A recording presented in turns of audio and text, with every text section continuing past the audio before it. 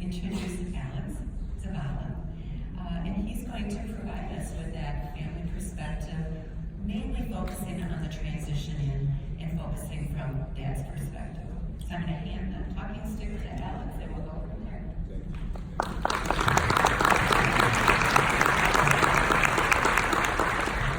Just want to start off by saying thank you for having us, and it's an honor to share our story with you.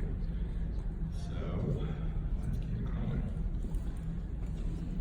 I have nothing to disclose.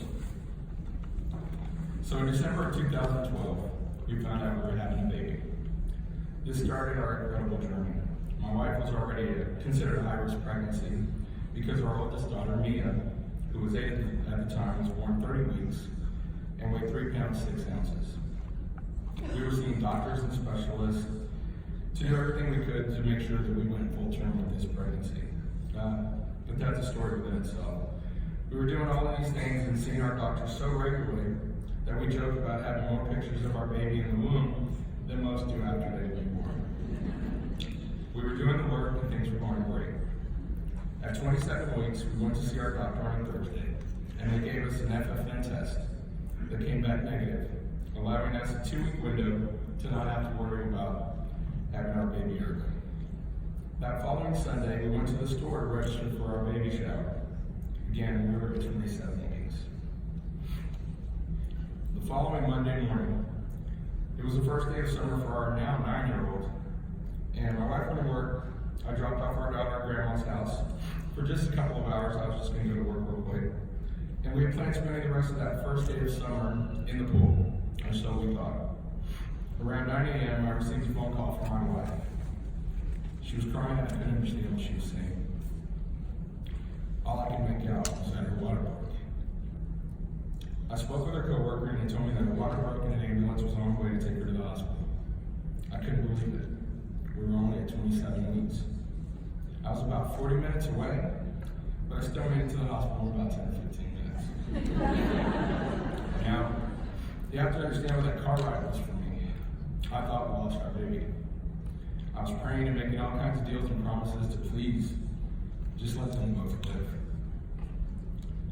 When I finally arrived at the hospital, it was just like in the movies. The car comes screeching in. I'm running in the hospital asking people if they know where labor and delivery is.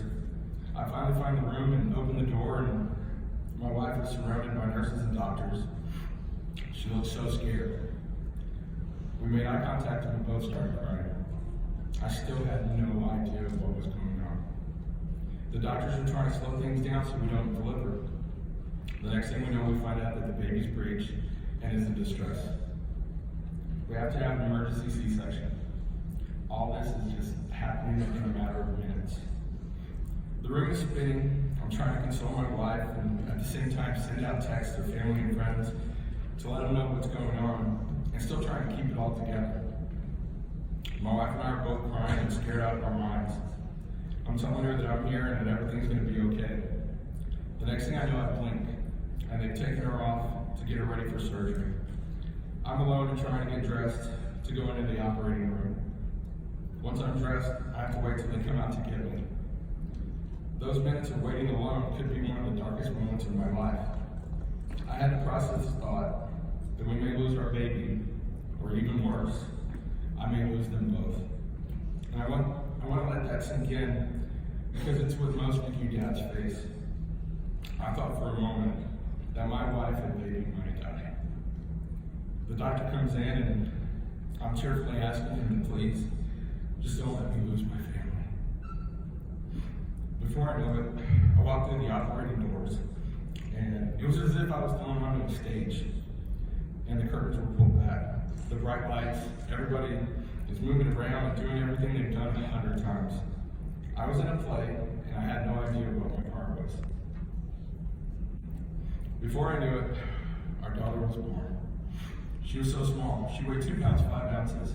It was incredible, and also one of the scariest moments of my life. She was surrounded by the nurses and doctors, and before I knew it, she was whisked away to the NICU. I knew our baby was alive, at least for now. My wife was still on the operating table and didn't look well. Now I had to make sure she was okay.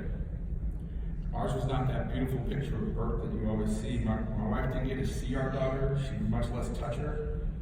I stayed with her as they were closing her up and getting her ready, getting her stable. Then they took her to the recovery and I went to the NICU. This is where I got to really see our daughter for the first time. She was so small. But you could see that she was such a fighter. I told her how much we loved her and how proud we were of her. But more importantly, I told her not to give up, to keep fighting. After a few minutes of time with her, I had to believe in check on my wife. I showed her some pictures of the baby and caught her up to speed on how she was doing. After a few minutes of time with her, I went back to the NICU to see our daughter again. All the while, I'm texting friends and family members about what's going on. The back and forth would continue. The guilt of seeing our baby while my wife couldn't was still continuing to grow. This may seem like it was a long time, but within an hour or so of being born, our daughter was in an ambulance with the transport team headed to the hospital 45 minutes away. She was too small and fragile for the NICU that we were in and had to be transported to a level 5 NICU. As they were taking our daughter out of the hospital, they brought her by my wife and I. This was the first time my wife got to see our baby, and the only time for the next few days. This was actually our first family photo. I was asked if I wanted to follow the ambulance to the hospital, and I couldn't believe it as I was saying that, but I actually said no. Everything inside me wanted to say yes, but I couldn't. My wife was still in recovery, and she had nothing. There was no overnight bag packed. I had to make sure she was okay and everything she needed, and had everything she needed before I could even think about going into the NICU. Not to mention, we still had our oldest daughter, who was dropped off at grandma's house for just what was supposed to be a couple of hours, and she didn't have any clue about what was going on. To try to show you how fast all this is happening and how head spinning it all is, I received that phone call at 9 a.m. Our daughter was born at noon. What began for me now is what I call the NICU dad shuffle. I had to figure out who needed what and who do I spend time with and when. I had to make sure my wife had everything she needed before I was able to leave her at the hospital. I had to make sure things were taken care of still at home. I also had to get things for our oldest daughter, who was now going to have to live at grandma's house for who knows how long. After all these things were taken care of, I was finally able to make the trip to the NICU. Before I left the hospital, I remember the social worker had come in and told us about the NICU and where it was. When I got to the NICU, it was nighttime, and I was trying to remember where to go, but on that first day, all the information just came so fast, it was like trying to drink from a fire hose. I finally find the NICU, a nurse meets me and gets me scrubbed in. We walk to our room, and I see our baby. It was dark and quiet. I spent the night there in that room, exhausted, but didn't get any sleep. I was too busy watching the monitors. Even though they tell you not to, that is all you do. The next day I saw a little more. The NICU is a little different in the daytime than it is at night. I finally saw our daughter there, in her ocelot with all the tubes and cords. She was so tiny. And seeing her that way for the first time, I lost it. There was a nurse with me, and I remember her being a lot smaller than I was, probably about this tall. And, she was just consoling me, telling me that she knows how hard it is to see them that way for the first time. I can't imagine what that scene looked like. This big guy crying like a baby, and this little nurse is comforting them. But, my wife lasted all 2 nights in the hospital before she talked him into letting her go. She came straight to the NICU even though she could barely walk. We lived there for about a week. We tried to have at least one of us at rounds both morning and afternoons. We tried to soak in everything that we were being told and taught. If it meant that our daughter was coming home, we were going to do it. We learned all the medical terms and became obsessed with the metric system. We would be in the NICU for 67 days. During that time, it was a balance of spending time with our baby in the NICU, caring for her older sister, and also being around for the doctors. And still going to work, taking care of things at home, and also trying to take care and heal ourselves. And things pretty much went in that order. After 67 days in the NICU, we were finally able to bring our baby home. We were scared out of our minds. There was not any NICU staff at home. We had come to rely on them so much, but they had also taught us so much that we were able to manage. Then came the onslaught of doctor's visits and therapies and doctor's visits. It was a lot, but if it meant that our baby wasn't going back to the hospital, we were doing it. We incubated for about a year after our daughter came home. We wanted her immune system to get stronger and didn't really want to take any chances.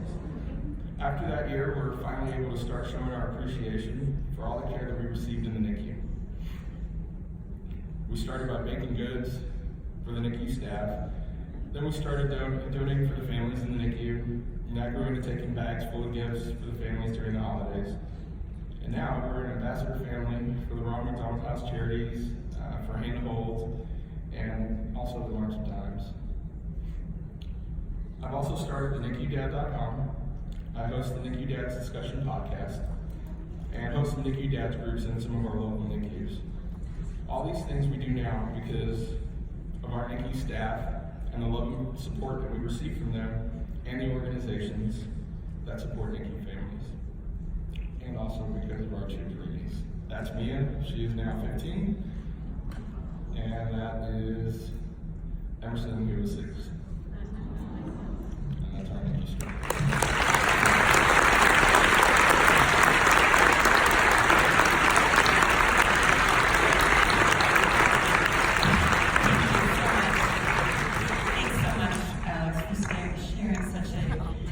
Real story. Supporting him on stage, of course, is his wife, Jennifer. And we do have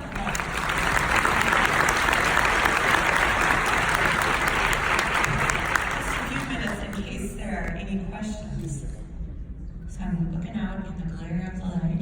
Any questions out there?